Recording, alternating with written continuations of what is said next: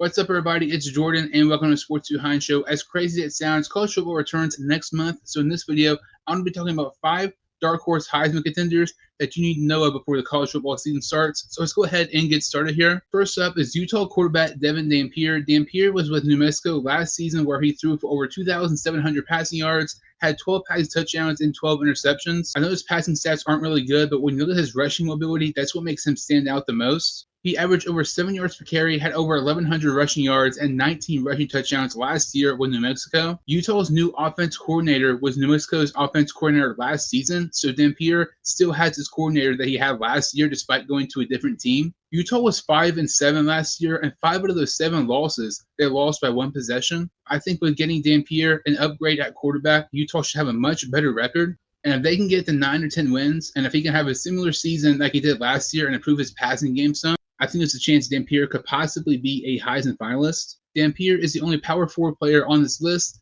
The rest of these players are a group of 5 quarterbacks, and some of these players are just not getting talked about enough. One of those players in particular is Southern Miss quarterback Braylon Braxton, and I know this is absolutely crazy having him as a dark horse Heisman finalist, especially considering Southern Miss only had 1 win last season, but Braylon Braxton is the most underrated quarterback in college football, and it's not even close. Braxton was 8-0 as a starter last year for Marshall and helped Marshall win the Sun Belt last season. He's one of the most accurate passers in college football, having over 1,600 passing yards last season for the Thundering Herd, having 19 passing touchdowns and just 2 interceptions.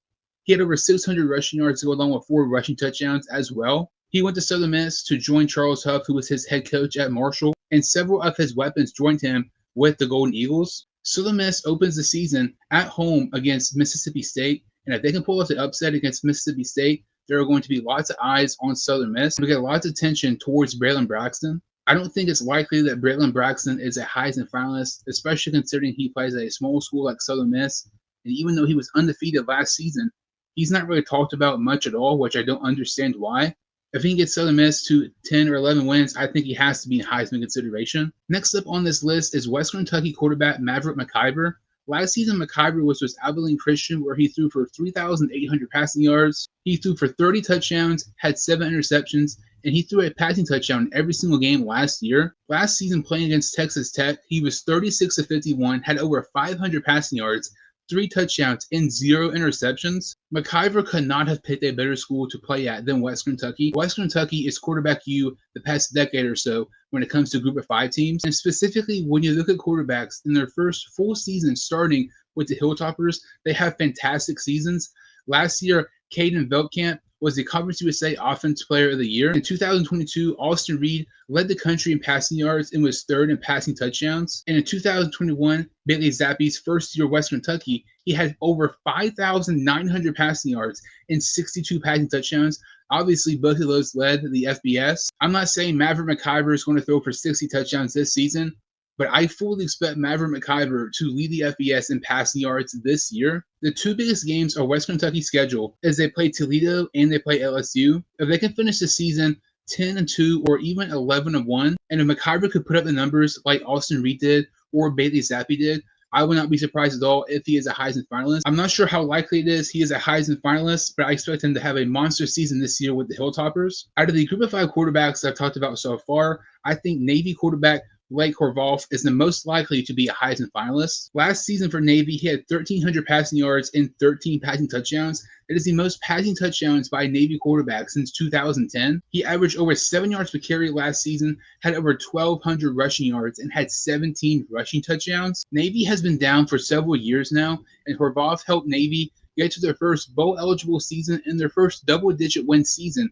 since 2019, with Navy being the most popular football program of the players I'm talking about in the group of 5, and with him already having a fantastic year last season, I think Horvath is probably the most likely of these group of 5 quarterbacks to be a Heisman finalist. And my final Heisman dark horse contender is Toledo quarterback Tucker Gleason.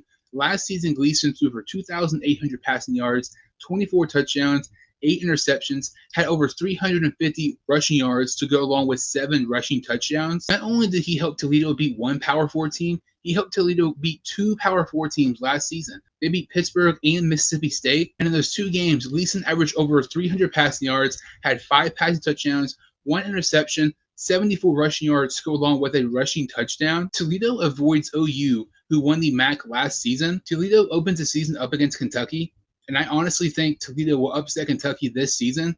And if that happens, all of a sudden there's going to be lots of eyes on Toledo and Gleason. Something also helping Gleason is that his top target is returning Junior Vander Ross, who had over 850 receiving yards last season and 5 touchdowns with Toledo. Vander Ross is one of the best wide receivers in the group of 5. Toledo are the heavy favorites to win the MAC this season, and if they win the MAC and are in contention to represent the group of 5 in the college football playoffs, we could possibly see a scenario where Tucker Gleason is a Heisman finalist. That about does it for this video. Comment your thoughts on this list and comment who you think are some dark horse Heisman finalists this season. Thank you all so much for watching, and I will see you all next time on the Sports 2 Hines Show.